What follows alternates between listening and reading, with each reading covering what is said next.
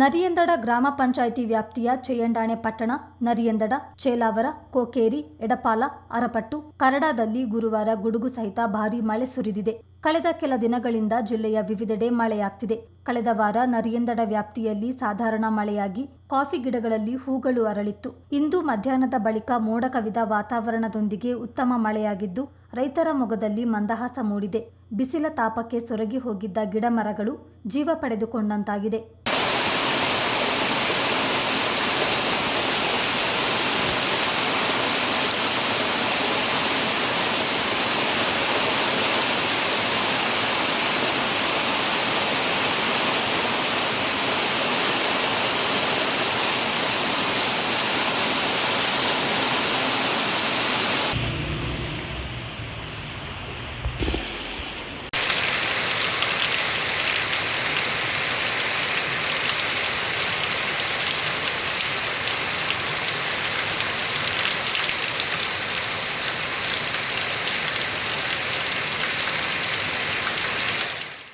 ಚೆಯ್ಯಂಡಾಣೆ ಪಟ್ಟಣಕ್ಕೆ 1 inch 30 cent ಮಳೆಯಾದರೆ, Kokeri 1.5 inch, Chelavara 80 cent, Karada 50 cent, Arapattu 85 cent, ಎಡಪಾಲದಲ್ಲಿ 1 ಇಂಚಿಗೂ ಅಧಿಕ ಮಳೆಯಾದ ವರದಿಯಾಗಿದೆ.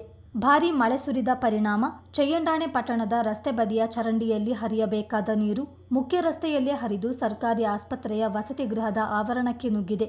ಮಳೆಗಾಲಕ್ಕೂ ಮುಂಚಿತವಾಗಿ ಮಳೆ ನೀರು ಚರಂಡಿಯಲ್ಲಿ ಸರಾಗವಾಗಿ ಹರಿಯಲು ವ್ಯವಸ್ಥೆ ಮಾಡಬೇಕಿದೆ.